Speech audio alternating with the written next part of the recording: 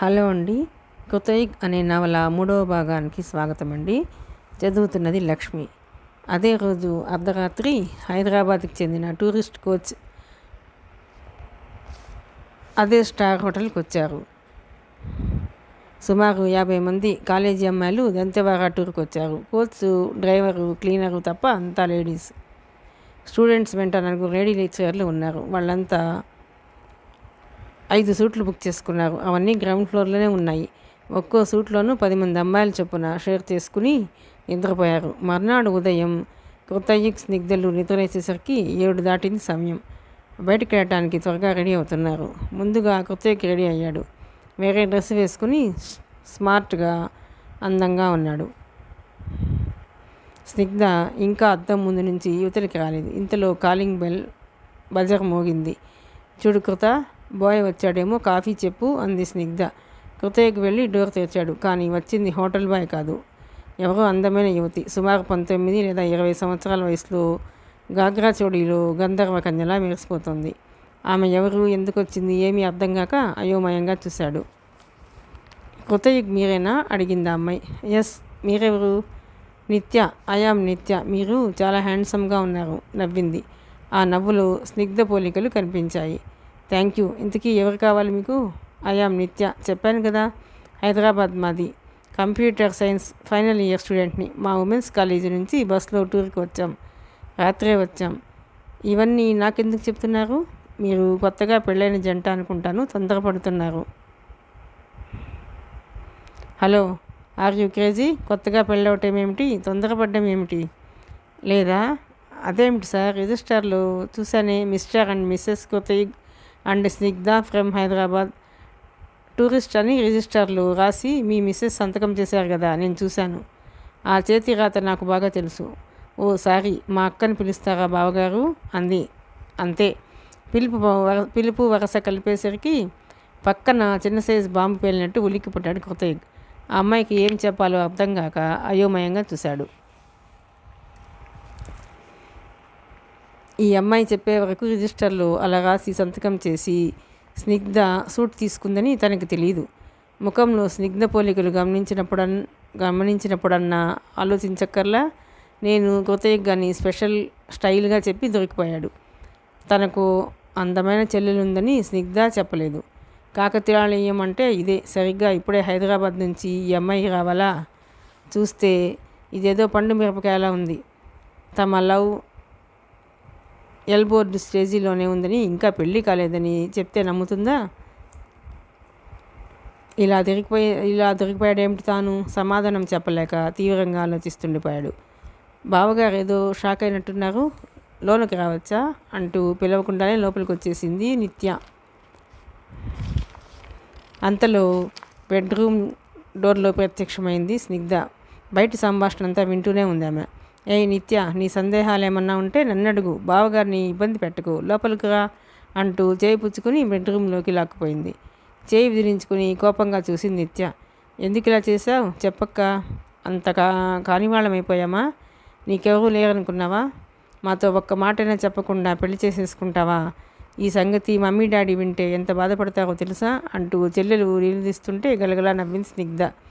ముఖం ముడుచుకుంది నిత్య. ఏమిటక్క, నా మాటలు నీకు నవ్వులాటగా ఉందా అంది. నీ గోల చూస్తే నవ్వొస్తుంది. ఏం చేయమంటావే? నన్ను చూశాక కూడా నీకు అర్థం కాలేదా మాకు ఇంకా పెళ్ళి కాలేదని?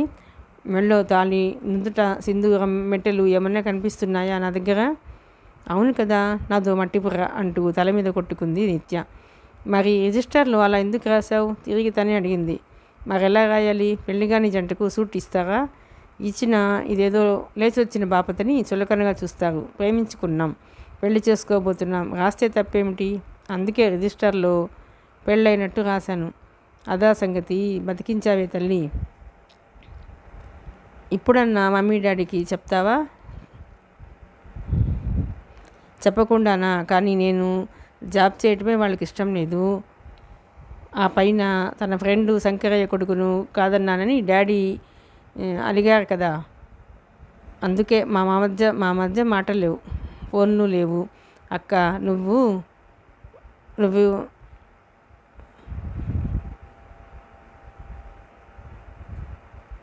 అక్క, నువ్వు ఇంకా అక్కడే ఉన్నావా? మమ్మీతో డాడీతో చెప్పటం నా చెవులతో విన్నాను తెలుసా. ఆయన కోసం నువ్వు ఈ సంబంధం కాదన్నావని కాదు, పెళ్ళి వద్దన్నావని. ఆయన కోపం నువ్వు నువ్వు ఈ సంబంధం కాదన్నావని కాదు, పెళ్ళి వద్దన్నావని. ఇప్పుడు నువ్వు చేసుకుంటానంటే ఎంత ఆనందిస్తావో తెలుసా. పెళ్ళి చేసుకోవాలే కానీ తనకి ఇష్టమైన వాడిని చూపించమను. ఆస్తి అంతస్తులతో పని లేకుండా సంతోషంగా పెళ్లి జరిపిస్తానన్నాడు. ఇంకేం కావాలి?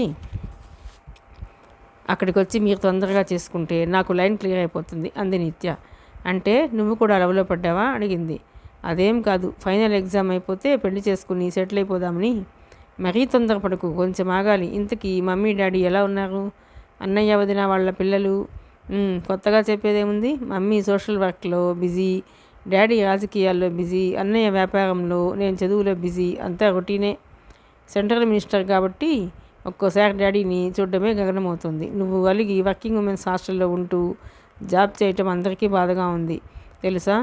మీ పంతాలతో పెద్ద పిల్లని ఇంట్లోంచి పంపించేశారు కదా అంటూ మమ్మీ డాడీని గొడవ చేస్తుంటుంది. వచ్చేయక్క, హైదరాబాద్ రాగానే ఇంటికి వచ్చేయి గడగడా మాట్లాడేస్తుంది నిత్య. అక్క చెల్లెళ్ళు కబుర్లలో పడి తన గురించి మర్చిపోయారని గ్రహించి లేచి అలా వరండాలోకి వెళ్ళిపోయాడు కృతయ్య. వరండా చివరికి వెళ్ళి కిటికీ పక్కన నిలబడి సిగరెట్ ముట్టించుకున్నాడు. ఆలోచనలు చుట్టుముట్టాయి. వాళ్ళిద్దరి మాటల్ని బట్టి స్నిగ్ధ విషయంలో తన అంచనా తప్పిందని అర్థమైంది. తన సింప్లిసిటీని బట్టి మధ్యతరగతి లేదా ఆ పై స్థాయి ఫ్యామిలీ అమ్మాయి అనుకున్నాడు. కానీ కోట్లకు పడగలెత్తిన రాజకీయ కుటుంబంలో అమ్మాయిని ఇప్పుడు అర్థమవుతుంది. కేంద్ర పెట్రోలియం శాఖ మంత్రి ప్రసాద్ గారి అమ్మాయిని ఇప్పుడు తెలిసింది. ముందే ఈ విషయాలు తెలిస్తే తను వెనకంజ వేస్తాడని కాబోలు తమ ఫ్యామిలీ గురించి ఏమీ చెప్పకుండా దాచింది స్నిగ్ధ.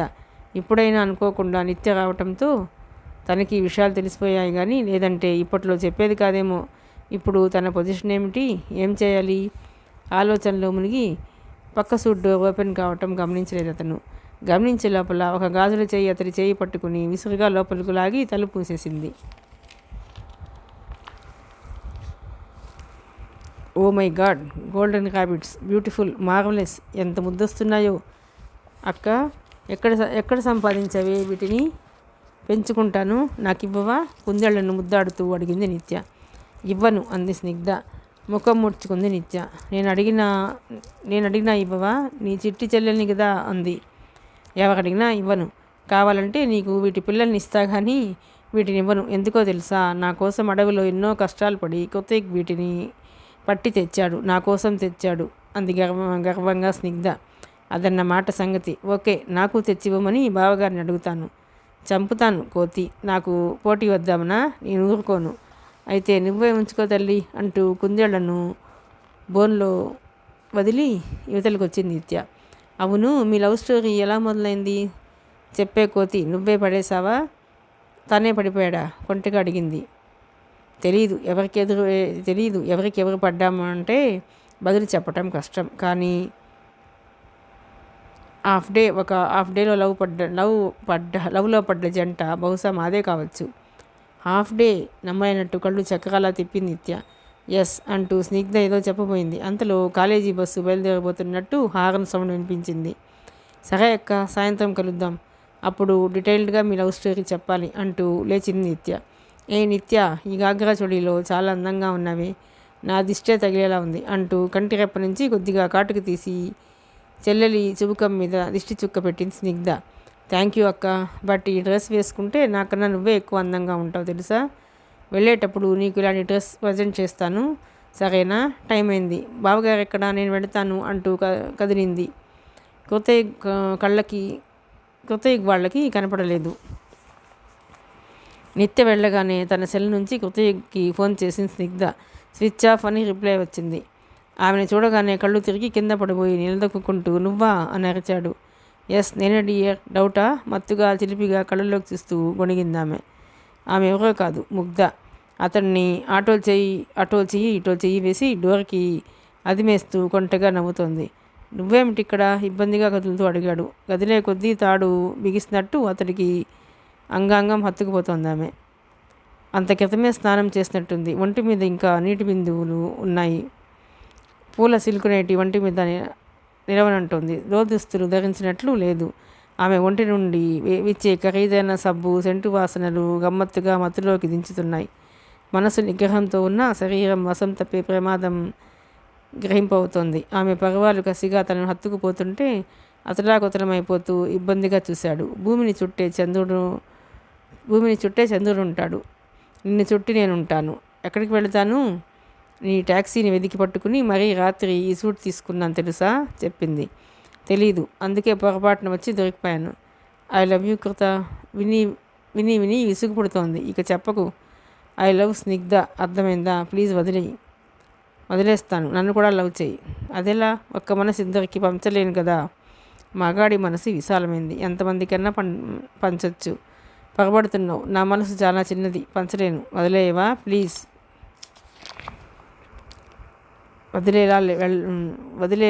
వదిలినా వెళ్ళలేవు. ఎందుకో తెలుసా? నా గదిలోంచి నువ్వు బయటకు వెళ్ళటం చూస్తే స్నిగ్ధ అసహించుకుంటుంది. సో నేను వరండాలో ఎవరు లేనప్పుడు చూసి పంపాలి. అలా చేయాలంటే కిస్మీ. ఇది బ్లాక్మెయిల్. దారుణం. నా వల్ల కాదు, నీ వల్ల అవుతుంది అంటూ చటుక్కున్న పెదవులతో పెదవులు కలిపి ముద్దు పెట్టేసింది. నీకు అర్థం కావటం లేదు కృత. నా ప్రాణం కన్నా మిన్నగా నిన్ను ప్రేమిస్తున్నాను. నాకో మాట చెప్పు.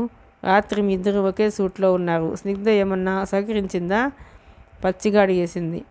చచా, అదేం లేదు అంటూ సున్నితంగా ఆమెను తప్పించుకొని బయటపడ్డాడు. లేదా? Great insult. అదే నా రూమ్లో ఉంటే నీకు స్వర్గం చూపించేదాన్ని. నవ్వింది. కృతయ్యకు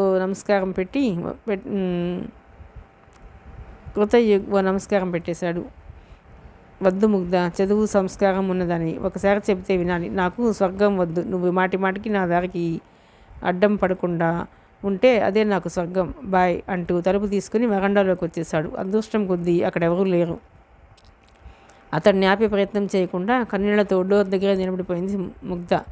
వేడి నిట్టూర్పులు విడుస్తూ దీర్ఘంగా అతడి గురించి ఆలోచిస్తోంది. అతను తిరస్కరించే కొద్దీ మనసు అతడితోనే ఉంటానంటోంది, వెనక్కి రానంటోంది. ఏమిటి మనసు? టూర్కి ఇటు వచ్చినా చాలా సందర్భాల్లో కృతయుగ్ని చూసింది. మనసుకు నచ్చాడు. అతని వివరాలు సేకరించింది కానీ ఎదుటపడి తన ప్రేమను వ్యక్తం చేయలేకపోయింది. ఈ ట్రిప్లో అతన్ని ఎలాగైనా కలిసి తన ప్రేమ గురించి చెప్పాలనుకుంది. స్నిగ్ధతో తమకు పనుంది. ఆమెను ఫాలో చేసి వస్తున్న క్రమంలో స్నిగ్ధ అతడి ట్యాక్సీ ఎక్కడంతో పరిస్థితి మారిపోయింది. వాళ్ళిద్దరూ లవ్లో పడిపోయారు. టైం బ్యాడ్ అంటే ఇదే కావచ్చు. ఇప్పుడు ఎంత చెప్పినా వాడు తన ప్రేమను నమ్మటం లేదు. ఏం చేయాలి? మనసు చంపుకొని అతన్ని మర్చిపోగలదా? ఆమె ఆలోచనలు కొలిక్కి రాకముందే సెల్ ఫోన్ మోగింది. అవతల లైన్లో ఉంది ఆమె తండ్రి, ఆత్మకూరు అన్నారావు. అతనికి లేని బిజినెస్ లేదు. మాఫియాతో సంబంధాలున్నాయి. పురాతన నిధులంటే చాలా ఇష్టం. ఎక్కడ నిధి ఉందని తెలిసిన గద్దలా అక్కడే వాలిపోతాడు. గప్చుపుగా తవ్వి తెచ్చేస్తాడు. దీనికోసం అతడి చేతి కింద పెద్ద ముఠానే పనిచేస్తుంది. ఒక్కగానొక కూతురు కాంచన ఉరఫ్ ముగ్ధ. చెప్పండి డాడీ అంది చెమర్చిన కళ్ళు తుడుచుకుంటూ. పీటర్ వాళ్ళు తెల్లారేసరికి వచ్చేసారమ్మా. నువ్వు ఇంకా అక్కడే ఉండిపోయావు. హైదరాబాద్ ఎప్పుడు వస్తున్నావు? అడిగాడు. వస్తాను, సాయంత్రం బయలుదేరుతాను చెప్పింది. నీ గొంతు అదోలా ఉంది. ఎందుకో బాధపడుతున్నావు? ఏమైందిరా? నిన్ను బాధ పెట్టిన వాళ్ళు ఎవరు చెప్పు. ఏం జరిగింది? అన్నారావు ఆందోళన. అదేం లేదు డాడీ, జలుబు చేసి గొంతు అలా ఉంది అంతే. డోంట్ వరీ, సాయంత్రం బయలుదేరి వచ్చేస్తున్నాను అంటూ మరో మాటకి అవకాశం ఇవ్వకుండా లైన్ కట్ చేసి లోపలికి వెళ్ళి డోర్ వేసుకుంది.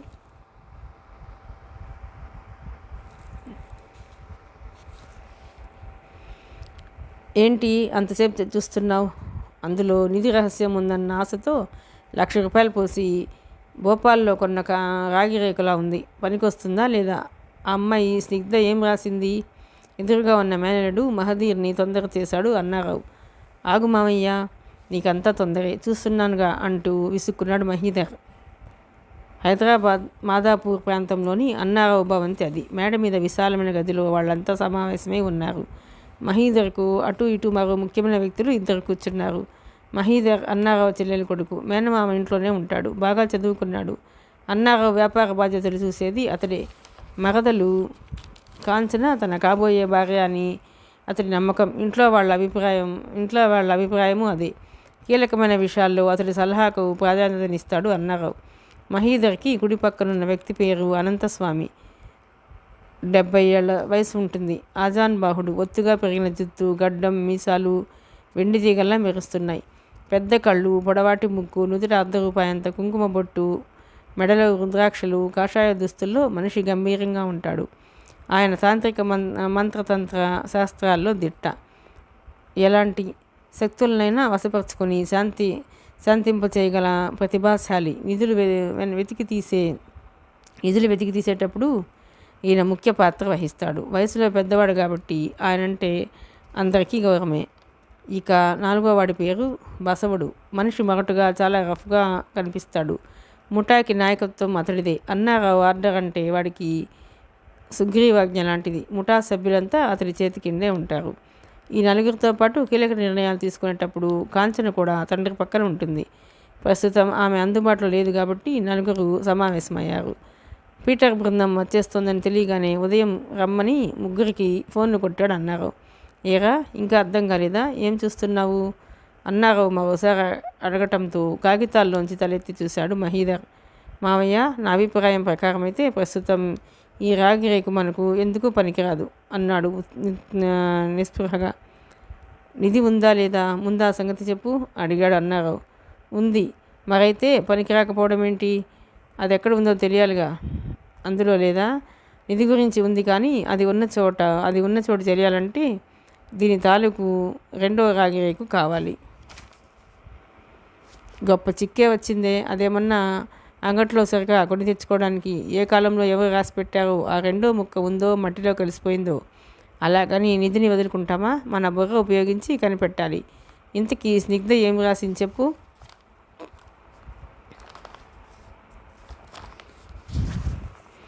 మావయ్య, అదంతా తేలికైన విషయం కాదనుకుంటాను. నిధిని దాచిపెట్టిన వాళ్ళు చాలా తెలివైన వాళ్ళు.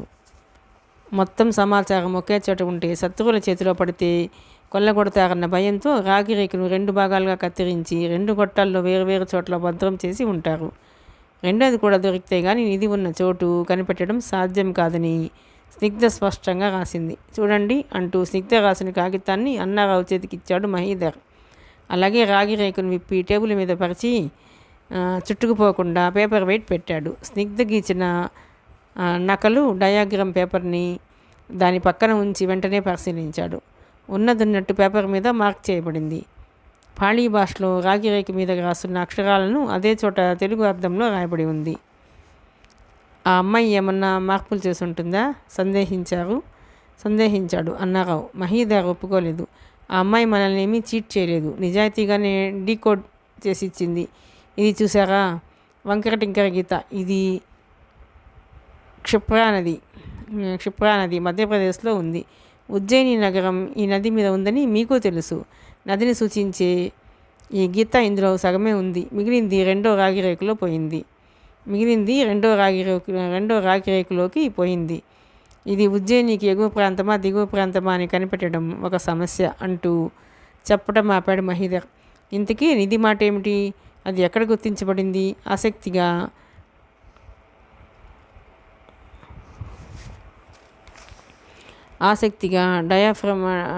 డయాగ్రామ్లోకి తొంగి చూస్తూ అడిగాడు అన్నారావు. నది పక్కన రౌండ్ చుట్టిన చోటు వేలు పెట్టి చూపించాడు మహీధర్. ఇక్కడ అపారమైన నిధి దాచిపెట్టబడింది. అలా నిధి నిక్షిప్తం చేసిన చోట ఏదో దేవాలయం వెనుక భాగం కావచ్చని స్నిగ్ధ సూచించింది. అలాగే ఆ చోటు నుండి ఇదో కొంత దూరంలో 4 పక్కల 4 గుడులు సూచించబడ్డాయి. అవి ధనలక్ష్మి, ధాన్యలక్ష్మి, ధైర్యలక్ష్మి, విద్యాలక్ష్మి అనే అష్టలక్ష్ములలో 4 లక్ష్మీదేవిల ఆలయాలు ఉన్నట్టు సూచించబడింది అంటూ ఆ 4 ప్రదేశాలను వేలితో చూపించాడు మహీధర్. ఆసక్తిగా వింటూ పేపర్ వంక చూస్తున్నారంతా. నది నుంచి ఆలయాల దూరం చెప్పబడిందా? అడిగాడు అన్నారావు. అవును మామయ్య, నిధి నిక్షిప్తమైన చోటు నుండి ఒక్కో ఆలయం ఇప్పటి లెక్కన 10 కిలోమీటర్ల దూరం ఉండొచ్చని రాసింది స్నిగ్ధ. నమ్మలేకపోతున్నాను. ఇలాంటి ఆలయ నిర్మాణాల గురించి నేను వినలేదు, చూడలేదు అన్నాడు ఆశ్చర్యపోతూ అన్నారావు. అంతవరకు మౌనంగా ప్రేక్షకుడిలా కూర్చునున్న మంత్రవాది అనంతస్వామి పెదవి విప్పాడు. అవును, నేను వినలేదు. నా అభిప్రాయం ప్రకారం అయితే క్షిప్రానది తీరంలో మహావిష్ణువు ఆలయం ఏదో ఉండాలి. దాని సమీపంలో ఎక్కడో నిధి దాచారు. ఆలయాన్ని చుట్టి అష్టదిక్కుల్లో అష్టలక్ష్మి ఆలయాల నిర్మాణం జరిగి ఉంటుంది. అదే నిజమైతే ఆయా ప్రాంతాల్లో ఊళ్ళు కూడా ఉండి ఉండాలి. మిగిలిన ఆలయాల వివరాలు రాగిరేకు రెండో భాగంలో ఉండి ఉంటాయి. శ్రీమన్నారాయణుడి ఆలయం నుండి అష్టదిక్కుల్లో లక్ష్మీ ఆలయాలు నిర్మాణం గురించి కానీ అలాంటి ప్రాంతం ఉందని కానీ ఇంతవరకు నేను వినలేదు. ఒకప్పుడు ఉంటే ఉండుగాక, ప్రస్తుతం ఎక్కడా ఉన్నట్టు లేదు అన్నాడు. అవును, నేను వినలేదు. ఇలాంటి ఆలయాల గురించి విన్నదే లేదు అన్నాడు బసవుడు.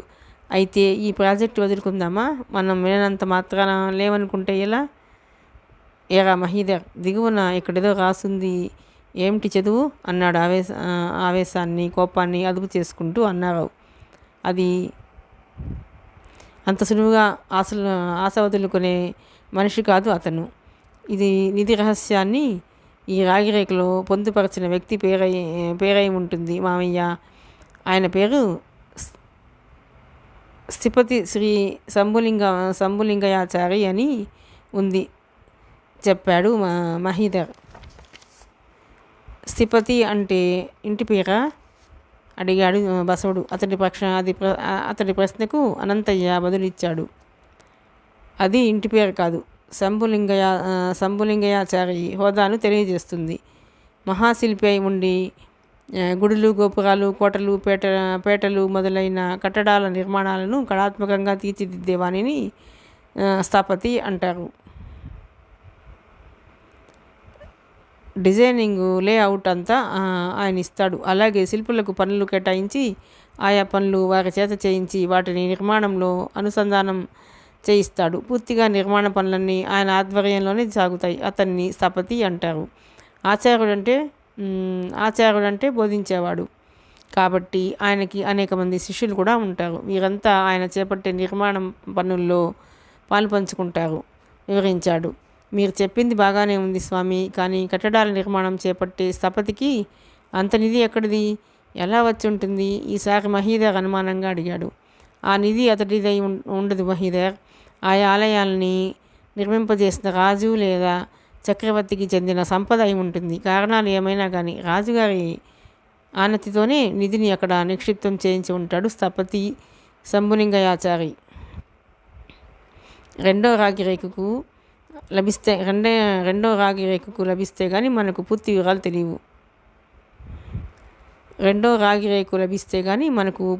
తెలియవు. సాధారణంగా నిధి రహస్యాలు అనామకులు, అసమర్థుల వద్ద ఉండవు. నిధి దాచిన తర్వాత దానికి సంబంధించిన సంజ్ఞలు, గుర్తులతో కూడిన నిధి రహస్యాన్ని తెలిపే మ్యాప్ గీచి దాన్ని రాజుగారికి ఇచ్చేస్తారు. తర్వాత అది ఆ రాజుగారి వారసుల వద్దే భద్రంగా ఉంటుంది. కానీ ఈ రాగి రేకులు గమనిస్తే ఇది అప్పటి రాజు లేదా చక్రవర్తి కోసం తయారు చేసిందిగా లేదు. స్థపతి శంభులింగయాచారి సొంతంగా దీన్ని తయారించి సగం తన వద్ద ఉంచుకొని మిగిలిన సగం ఎవరి వద్దో భద్రం చేసి ఉంటాడు. ఇది రాజ్యం పతనమైన తర్వాత జరిగి ఉండాలి అంటూ తన అభిప్రాయం వివరించాడు అనంతస్వామి. అంతా శ్రద్ధగా విన్నారు. అంటే ఆలయాల నిర్మాణం చేపట్టినప్పుడే నిధిని కూడా నిక్షిప్తం చేసి ఉంటారా అడిగాడు మహీధర్. నేను అలా అనుకోవటం లేదు. అప్పటికే ఆలయాల నిర్మాణం జరిగిపోయి ఉండొచ్చు. ఆ తర్వాత కాల పరిస్థితుల్లోనే భవిష్యత్ తరాల కోసం లేదా దేశ భద్రత కోసం నిధిని దాచిపెట్టాల్సి వచ్చినప్పుడు విష్ణు ఆలయం వద్ద భద్రం చేసి ఉంటారు చెప్పాడు అనంతస్వామి.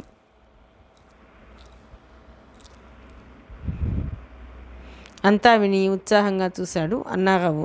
అదే నిజమైతే అది సాధారణ నిధి కాదు. అనంత పద్మనాభస్వామి ఆలయంలో బయటపడిన నేలమాళిగల్లోని నిధుల్లా అవీర సంపదే ఉంటుంది. ఇక మీదట ఆ నిధిని చేరుకోవటమే మన లక్ష్యం. బసవ వెంట ఎంతమందిని తీసుకెళ్తావో తెలియదు. ఉజ్జయినిలో మకాం చేసి ఆలయాల గురించి తెలుసుకురావాలి. రేపే మీ ప్రయాణం అంటూ లేచాడు అన్నారావు. సరిగ్గా ఇక్కడ రాగిరేకు మీది నిధి రహస్యం గురించి చర్చ జరుగుతుండగానే అక్కడ దంతెవాగలోని హోటల్ సూట్లో కూడా ఇదే విషయం మీద కృతయుగ స్నిగ్ధుల మధ్య రసవత్తరమైన చర్చ సాగుతోంది. కృత, నీకు నిధి నిక్షేపాల మీద నమ్మకం ఉందా? తన ఎయిర్ బ్యాగ్ సీక్రెట్ అరలోని కాగితాన్ని తీసి కృతయ్యకి ఎదురుగా సోఫాలో కూర్చుంటూ అడిగింది. స్నిగ్ధ ప్రశ్న విని భుజాలెగరేశాడు. ఉన్నాయో లేదో నాకైతే తెలియదు, కానీ నువ్వు నాకు దొరకటం ఒక నిధి దొరికినట్టే. ఇక వేరే నిధులు నాకెందుకు అన్నాడు చరోక్తిగా. మా ఫ్యామిలీ బ్యాక్గ్రౌండ్ని దృష్టిలో ఉంచుకొని ఈ మాట అంటున్నావు కదూ? లేదు, ఎందుకంటే నేనేమిటో నీకు తెలుసు. కోరితే మీ ఆస్తి అంతస్తుల్ని వదిలి నాతో వచ్చేస్తామని తెలుసు. ఇక మీ ఫ్యామిలీ బ్యాక్గ్రౌండ్తో నాకేం పని?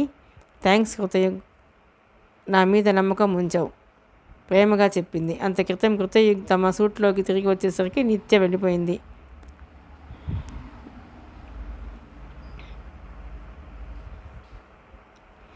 అప్పటికింకా అనీజీగానే ఉన్నాడు అతను. వరండా చివర ముగ్ధ సూట్లో సంఘటన ఇంకా మర్చిపోలేదు. ఆమె కౌగిలితో పాదరస్మంలా ఎగసిన వేడి అతన్ని చికాకు పరుస్తూనే ఉంది. ఎక్కడికి వెళ్ళిపోయావు? నువ్వు కనపడలేదని నిత్య ఫీల్ అయింది తెలుసా అంది అతన్ని చూస్తూనే స్నిగ్ధ. ఫోన్ స్విచ్ ఆఫ్ చేసావే? తిరిగి తనే అడిగింది దగ్గరకొస్తూ.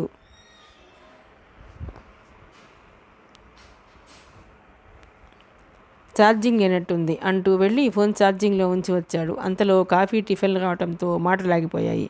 నిత్యను కోట వద్ద కలవచ్చులే, బయలుదేరదాం అంటూ స్నిగ్ధని తొందర చేశాడు. అప్పుడు అసలు విషయం చెప్పింది స్నిగ్ధ. ఈ పూట మనం ఎక్కడికి వెళ్ళటం లేదు, ఏకంగా భోంచేసి మధ్యాహ్నం వెళదాం అంది. ప్రోగ్రాం ఎందుకు మార్చావు? నిత్య వచ్చిందనా అడిగాడు. అదేం కాదు, ఈ పూట ఫుల్ రెస్ట్, మధ్యాహ్నం వెళదాం. అప్పటికి చుట్టుపక్కల అన్నీ చూసి స్టూడెంట్స్ బస్సు కూడా కోటకొస్తుంది. రాత్రి ఓ ముఖ్య విషయం నీతో చర్చించాలనుకున్నాను, నిద్ర ముంచుకొచ్చి వీలు కాలేదు. ఇప్పుడు అదే మన ప్రోగ్రాం, అంతేనా? అంతకు మించి ఇంకో ప్రోగ్రాం ఏమీ లేదా అతని ప్రశ్న. అందులో కొసరే కొంటెదరం తొంగి చూస్తోంది. ఇంకో ప్రోగ్రామా? ఏముంది అంటూ అతడి కళ్ళలోకి చూసి, ఆ కళ్ళలోని చిలిపిదనం చూసి మాటల్ని మింగేసి స్నిగ్ధ బుగ్గలకి ఎరుపు రంగు పులుముకొని సిగ్గుతో ముఖం దాచుకుంది. ఏయ్, నువ్వు ఇలాంటి కొంటె ప్రశ్నలేసి అలజడి రేపి నన్ను రెచ్చగొట్టకు. ముందే తొందరపడితే శోభనం రాత్రి పొందే థ్రిల్ని మనం కోల్పోతాం. అది నాకు ఇష్టం లేదు, ప్లీజ్ అంది మృదువుగా. ఆమె సిగ్గుపడుతుంటే అలాగే చూడాలనిపిస్తుంది. మనసు ఆగనంటున్నా కంట్రోల్ చేసుకున్నాడు. తన జాతకం ఏమిటో కానీ విధి తనకే ఎందుకు ఇలా పరీక్ష పెడుతోంది? ఈ ట్రయాంగిల్ లవ్ గేమ్ ఏమిటో, ఎక్కడికి తీసుకుపోతుందో అర్థం కావటం లేదు. తను ప్రేమించే అమ్మాయి ఒక పక్క, తనని ప్రేమించే అమ్మాయి మరో పక్క. వీళ్ళిద్దరూ ఒకే రోజు పరిచయం కావటం ఏమిటి? తన మనశ్శాంతిని రెచ్చగొట్టడం ఏమిటి?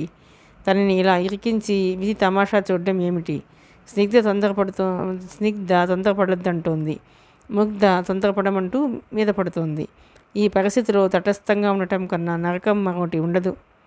నిగ్రహమే తనకి శ్రీరామ రక్ష. ఏంటా మౌనం? కోపం వచ్చిందా? కనురెప్పలెత్తి చూస్తూ స్నిగ్ధ అడుగుతుంటే పరిహాసంగా నవ్వాడు కృతయుగ్. ఏయ్, నా మాటల్ని తప్పుగా అర్థం చేసుకుంటున్నావు. ఇంకో ప్రోగ్రాం లేదా అనటంలో నా ఉద్దేశం షాపింగ్కు, సినిమాకు, సిటీ చూడ్డానికో బయటికి వెళ్ళే ప్రోగ్రాం లేదా అని. నువ్వు అనుకుంటున్నట్టు శోభనం అని కాదు అర్థం అన్నాడు. స్నిగ్ధకు కోపం వచ్చేసింది. మాట మార్చకు. నేను చిన్నపిల్లని కాదు, ఆ మాత్రం తెలుసుకోలేననుకున్నావా? నాకంతా తెలుసు అంటూ చివ్వున లేచి వచ్చి ఒడిలో కూర్చుని ముద్దులు పెట్టేసింది. ఇదే మరి, టిఫిన్లు కాఫీలు ఇచ్చి సరిపెట్టాయని చూస్తావు. మరి భోజనం మాట ఏమిటి అన్నాడు ఆమెను ఇంకొంచెం ఉడికించాలని. ఆమె ఉడికిపోలేదు, ప్రేమగా కళ్ళల్లోకి చూసింది. భోజనానికి ఓ సమయం ఉంటుంది, అప్పుడు అడగకుండా నేనే వడ్డిస్తాను, అంతవరకు మాగాం చేయకు. కృతయ్యకు మంచి బాలుడు, ఓకే అంటూ జుత్తుని మిరి వలపు రంగరించిన వేడి ముద్దులిచ్చి అతన్ని శాంతింపజేసింది. ఓకే డియర్, ఇప్పుడు మనం ఇక్కడ చర్చించాల్సినంత ముఖ్య విషయాలు ఏమున్నాయి అడిగాడు. నిన్న అడవిలో ఏం జరిగిందో తెలుసుకోవాలి లేదా? అతడి ఒడిలోంచి లేచి ఎదురుగా సోఫాలో కూర్చుంటూ అడిగింది.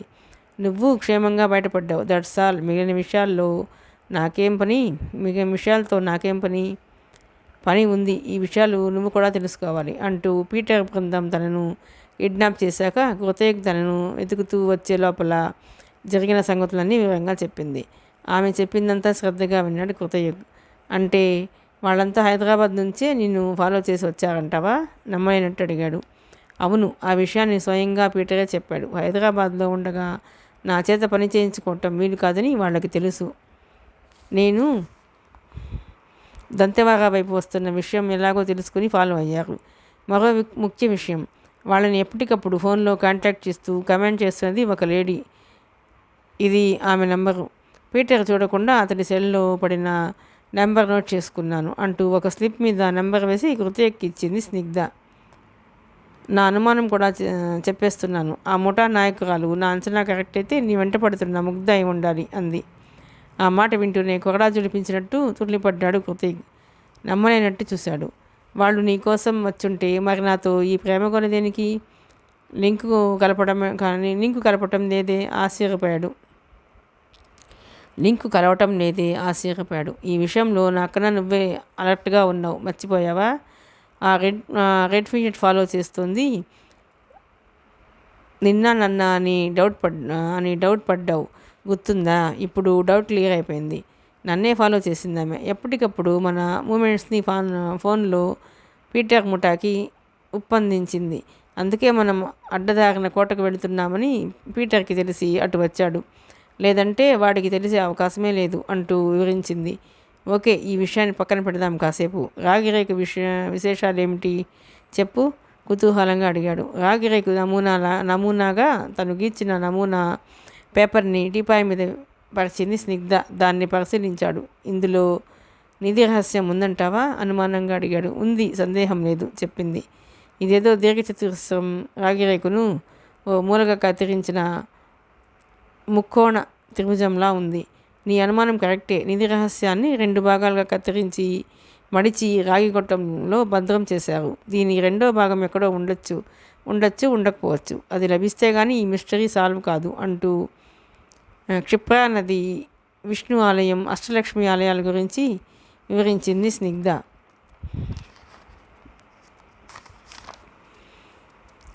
ఇందులో విశేషం మధ్యప్రదేశ్లో ఇలాంటి ఆలయాల నిర్మాణం ఉందన్న సంగతి నేను ఇంతవరకు వినలేదు. అవి ఇప్పటికీ ఉన్నాయో కాలగర్భంలో కలిసిపోయాయో కూడా తెలియదు అంది. నేను వినలేదు. ఇలాంటి నిర్మాణాలు ఎక్కడా లేవు కూడా అన్నాడు కృతయ్య. లేవు అనకు, ఉన్నాయి. ఉదాహరణకి కుంభకోణం దేవాలయం, ఇది తమిళనాడులో ఉంది. ఏమిటి అక్కడ విశేషం? కుంభకోణానికి ఓ ప్రత్యేకత ఉంది. అక్కడ అది కుంభేశ్వరుడి ఆలయం మూలంగా దానికి కుంభకోణం అనే పేరు వచ్చింది. ఇంకా అక్కడ కాళాధీశ్వర గుడి, శంకరపాణి గుడి, నాగేశ్వర గుడి, రామాలయం, కాశీ రామాలయం, కాళీ విశ్వనాథాలయం, బ్రహ్మన్ ఆలయం, సోమేశ్వరాలయం, రాజగోపాల స్వామి ఆలయం, పానపురేశ్వరం ఆలయమని ఇలా మరో 9 ప్రసిద్ధాలయాలు పరివేష్టించి ఉండటం విశేషం. అందుకే ఆ ఊరికి కుంభకోణం అని నామం స్థిరపడింది. ఈ కుంభకోణాన్ని చుట్టూ నవగ్రహ ఆలయాలు ఉండటం విశేషం. కుంభకోణం నుండి నవగ్రహ ఆలయాలన్నీ దర్శించవచ్చు. కుంభకోణం నుంచి 16 కిలోమీటర్ల దూరంలో సూర్యదేవాలయం ఉంది. సుమారు 40 కిలోమీటర్ల దూరంలోని తింగళూరులో చంద్రుడి ఆలయం ఉంది. 55 కిలోమీటర్ల దూరంలోని వైదీశ్వరన్ కుజక్షేత్రం ఉంది. 60 కిలోమీటర్ల దూరంలోని తిరువెంగాడులో బుధక్షేత్రం ఉంది. కుంభకోణం నుంచి 20 కిలోమీటర్ల దూరంలోని అలంగూరులో గురుడికి ఆలయం ఉంది. 20 కిలోమీటర్ల దూరంలోని కంచన్నూరులో శుక్రుడికి ఆలయం ఉంది. 6 కిలోమీటర్ల దూరంలోని తిరునాగేశ్వరం ఊర్లో సుప్రసిద్ధ రాహు ఆలయం ఉంది. ఇక 60 కిలోమీటర్ల దూరంలోని కీళ్ళ పెరుంపాళ్యంలో కేతువు ఆలయం ఉంది. ఈ ప్రసిద్ధ క్షేత్రాలన్నీ కుంభకోణం చుట్టూ ఉన్నాయి. కాబట్టి ఆది విష్ణు ఆలయం చుట్టూ అష్టలక్ష్మి ఆలయ నిర్మాణం జరిగి ఉంటుందనటంలో ఆశ్చర్యం ఏమీ లేదు. కాదంటే ఈ ఆలయాలు ఇప్పుడున్నాయా లేదా అన్నదే సమస్య. క్షిప్రా నదీ తీరం వెంట ఈ ఆలయాలుండే ప్రాంతం ఏదో స్పష్టంగా తెలియాలంటే దీని తాలూకు రెండో రాగిరేకు లభిస్తే కానీ సాధ్యం కాదు అంటూ తన మాటల్ని ముగించింది స్నిగ్ధ. ఓ పక్క ఆమె మాటలు వింటూనే మరో పక్క ఆలోచనలో మునిగిపోయాడు కృతయ్య. ఏమైంది? ఎందుకలా ఉన్నావు? విస్మయంతో అడిగింది స్నిగ్ధ. ఏం లేదు. ఇలాంటిది అంటే ఇలా ముక్కోణంలో ఉన్న రాగిరేకును ఎప్పుడో ఎక్కడో చూశాను. చూసిన గుర్తు ఎక్కడా అని ఆలోచిస్తున్నాను. అవును, రాగిరేకు చుట్టి ఒక రాగి గొట్టంలో ఉంచబడిందని కదువు చెప్పావు అడిగాడు. అవును అంది ఉద్వేగభరితరాలవుతూ స్నిగ్ధ. నేను ఇలాంటి రాగి రేకును చూశాను. ఎక్కడ? గుర్తు చేసుకో కృత ప్లీజ్. దీన్ని సాధించగలిగితే మనకి గొప్ప పేరు వస్తుంది తెలుసా? ఉత్సాహంగా అంది స్నిగ్ధ. నాకు పేరు ముఖ్యం కాదు, నువ్వు ముఖ్యం, నీ సంతోషం ముఖ్యం. బహుశా ఆ రాగి రేకు నీకు చూపించిన ముఠా ఎవరో కానీ చాలా పెద్ద తప్పు చేశారనుకుంటా. పోయి ఆర్కియాలజీ డిపార్ట్మెంట్లోని నీకే చూపించారు చూడు అంటూ నవ్వాడు కృతయ్య. నవ్వకు ప్లీజ్, ఆలోచించు. దీన్ని ఛేదించగలిగితే నిధి ఒకటే కాదు, ముఖ్యమైన ఎంతో చరిత్ర కూడా బయటపడుతుంది. ఆలోచించి చెప్పు. ఏమో, ఒకవేళ నేను చూసిన రాగి రేకు దీనికి సంబంధించినది కాదేమో. ఓ మాట చెప్పు. ఆ రాగి గొట్టం సుమారుగా అడుగు పొడవు ఉంటుందా? ఉంటుంది, కాస్త తగ్గొచ్చు కూడా. గొట్టం మీద సూర్యుడి చుట్టూ కిరణాలు, మిగిలిన భాగమంతా లతలు పూలతో కళాత్మకంగా ఉందా? అతడి మాటలు వింటూనే ఉత్సాహంతో కెవ్వున అనిపించింది స్నిగ్ధకి. తను అంతా చెప్పింది కానీ రాగి గొట్టం గురించి వర్ణించి చెప్పలేదు. కానీ దాని గురించి చూసినట్టు చెప్పాడు కృతయ్య. అంటే అది రాగి రేకుకు రెండో భాగం అని స్పష్టమవుతోంది. ఎగ్జాక్ట్లీ అదే. చెప్పు కృత, ఎక్కడ చూసావు? ఎవరి దగ్గర చూసావు? ఉత్సాహంగా అడిగింది. గుర్తు రావటం లేదు అన్నాడు తల విదిలిస్తూ. చూసావు కానీ గుర్తు రావటం లేదు. ఎందుకు రాదు? ట్రై చెయ్యి, ఆలోచించు కృత ప్లీజ్. చిన్నపిల్లల ఆమె మారం చేస్తుంటే కృతయ్యకి నవ్వొచ్చేసింది. అతడు నవ్వటం చూసి మూతి ముడుచుకుంది స్నిగ్ధ. వచ్చి పక్కన కూర్చుని ఆమె చేయి అందుకుని వేళ్ల మధ్య వేళ్ళు జనిపి లాలనగా ముద్దాడాడు. విషయం చెప్పావు కదా, ఇక నాకు వదిలేయి. ఎప్పుడు చూశాను? ఇప్పటికిప్పుడు తొందరపడితే గుర్తురాదు సరి కదా, మొత్తం మర్చిపోయే ప్రమాదం ఉంది. కొంత టైం ఇవ్వు, తప్పకుండా గుర్తొస్తుంది, అప్పుడు చెప్తాను. ఓకే అన్నాడు. ఓకే, నేను కర్మ సిద్ధాంతాన్ని నమ్ముతాను. కారణం లేకుండా విధి ఏది నడిపించదు. బహుశా మనిద్దరినీ కలపడంలో విధి ఈ ఆలయాల రహస్యాన్ని మన ద్వారా వెలికి తీయించాలని నిర్ణయించినట్టుంది. దేవుడు మనకిచ్చిన గొప్ప అవకాశం. గొప్ప అవకాశంగా దీన్ని భావించి మనం కృషి చేయాలి అంది. ఓకే అన్నాడు కళ్ళల్లోకి చూస్తూ. ఒక విషయం మర్చిపోక స్నిగ్ధ, చూస్తుంటే ఈ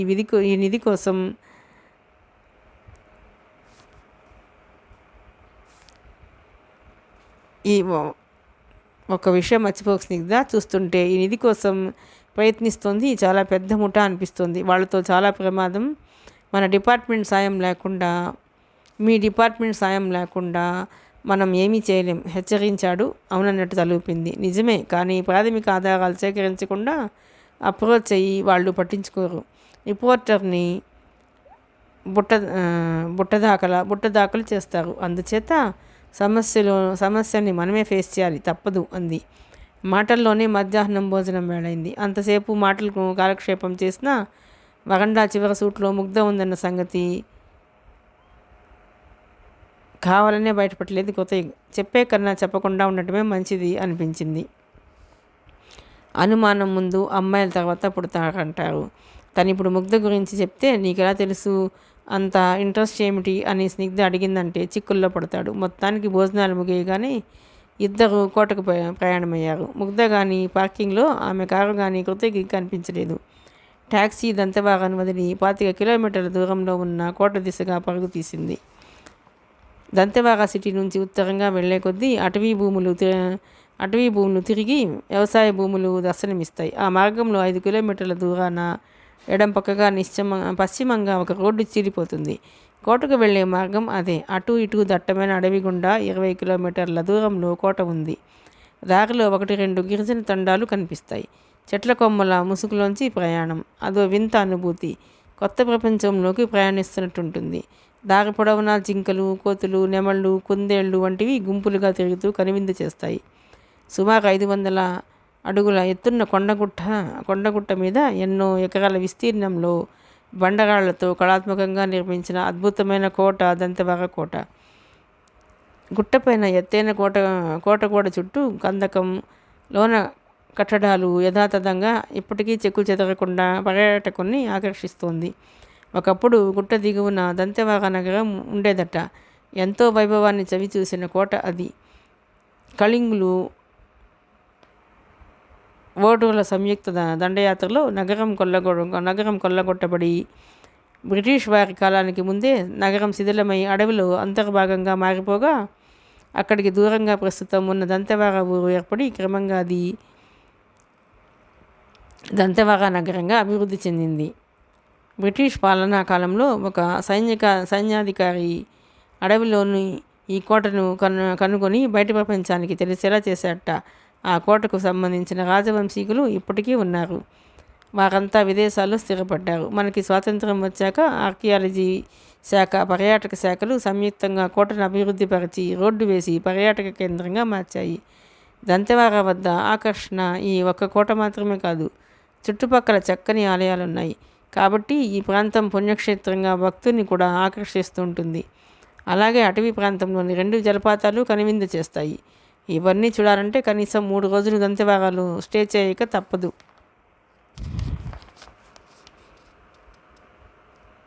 హైదరాబాద్ ఉమెన్స్ కాలేజీ నుంచి వచ్చిన విహారయాత్ర బస్సు ముందుగా గుళ్ళు గోపురాలు దర్శించుకుని మధ్యాహ్నం భోజన సమయానికి కోటకు చేరుకుంది. అదే సమయానికి దంతెవారలోని ఒక భోజన హోటల్ నుంచి ముందే ఆర్డర్ ఇచ్చిన ప్రకారం ఒక ప్రత్యేక వ్యాన్లో భోజనాలు వచ్చి సిద్ధంగా ఉన్నాయి అందరికీ.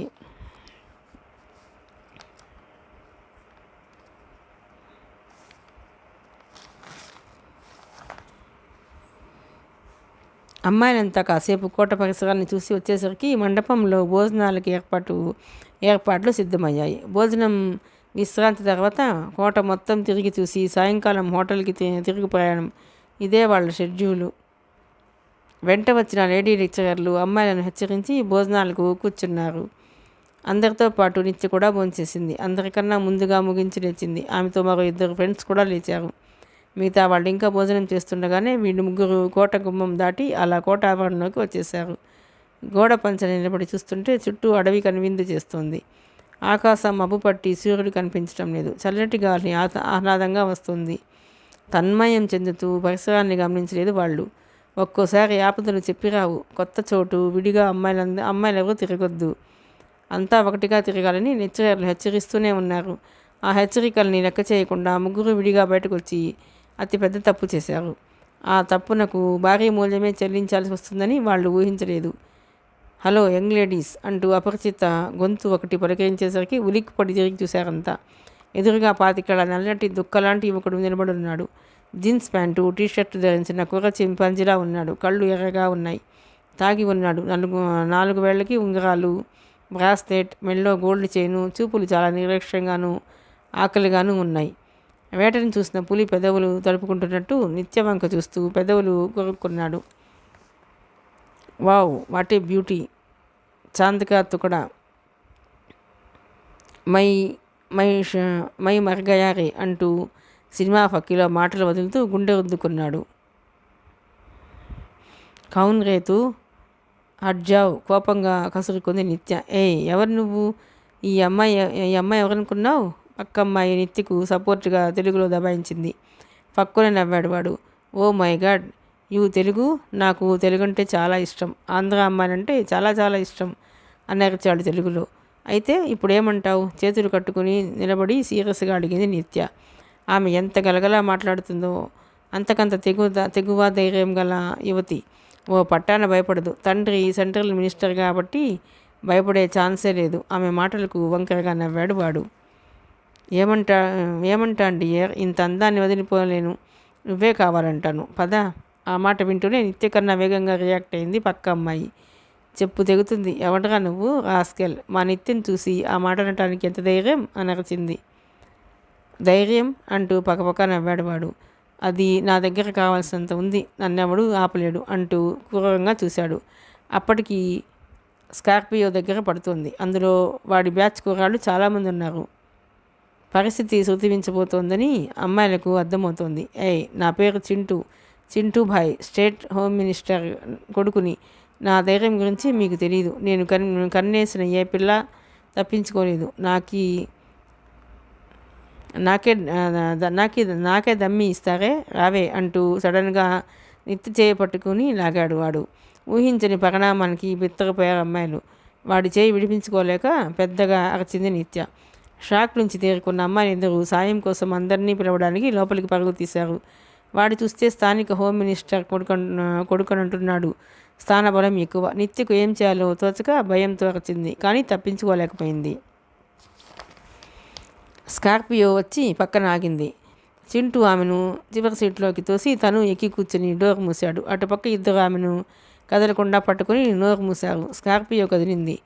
అంతలోపల అక్కడ భోజనాలు ముగించి లేచిన లెక్చరర్లు, అమ్మాయిలు జరిగింది విని భయాందోళనతో వేగంగా బయటకు పరిగెత్తుకొచ్చారు. కానీ అప్పటికే స్కార్పియో వేగంగా వెళ్ళిపోతూ కనిపించింది. కృతయ్యకి డ్రైవ్ చేస్తున్న ట్యాక్సీ కొండగుట్టను సమీపిస్తోంది. కొండ మీది ఎత్తైన కోట బురుజులు చాలా దూరంలోకి కనిపిస్తున్నాయి. అతడి భుజం మీద తలాంచుకుని అరమోడ్పు కళ్ళతో కునికి తీస్తోంది స్నిగ్ధ. ఉన్నట్టుండి కృతయ్యకి చిన్నగా నవ్వటం గమనించి ముఖం ఎత్తి చూసింది. ఎందుకా నవ్వు? చెప్తే నేను నవ్వుతాగా అంది వెలితో భుజం మీద గోకుతూ. ఓసారి అలా వెనక్కి చూడు, నువ్వు నవ్వుతావు అన్నాడు. ఏం, మన కారు వెనుక కోతులున్నాయా? కోతి కాదు, రెడ్ ఫియట్ ఉంది. జోక్ చేయకు, నేను నమ్మను. చూడమంటున్నాక ఆ కారు తోకలా మన వెనకే వస్తుంది. అప్పుడు చూసింది స్నిగ్ధ. చూడగానే పెద్ద షాక్. ఫర్లాంగ్ దూరం ఎడంగా తమ వెనకే వస్తోంది రెడ్ ఫియట్. హోటల్ నుంచి బయలుదేరినప్పుడు అది కనిపించలేదు. దారిలో ఎక్కడా తమ వెంట పడిందో తెలియదు. కానీ ఎప్పట్లాగే తమని ఫాలో చేస్తుంది. ఆ కారును చూడగానే కోపంతో వివరణమైంది స్నిగ్ధ ముఖం. కారు ఆపు కృత, దాని సంగతి ఇక్కడే తెలిచేస్తాను ఆవేశంగా అరచింది. తొందరగా ఏం వద్దనేది అన్నాడు శాంతంగా కృతయ్యగామిని చూస్తూ. ఇప్పుడు ఏమైందని? తన గురించి మనకు తెలిసిపోయిందిగా. ఎంతవరకు వస్తుందో రాని, వీలు చూసి ఫోన్ కొడితే నువ్వు అనుమానించినట్టు దొంగల రాణి అవునో కాదో తెలిపోతుంది అన్నాడు. ఓకే, నువ్వు చెప్తున్నావు కాబట్టి ఊరుకుంటున్నాను. రాని, నాకు పోటీ వస్తుందా? కోట దగ్గర దీని సంగతి చూస్తా అంది శాంతిస్తూ స్నిగ్ధ. క్రమంగా కొండగుట్టను చేరుకుంది ట్యాక్సీ.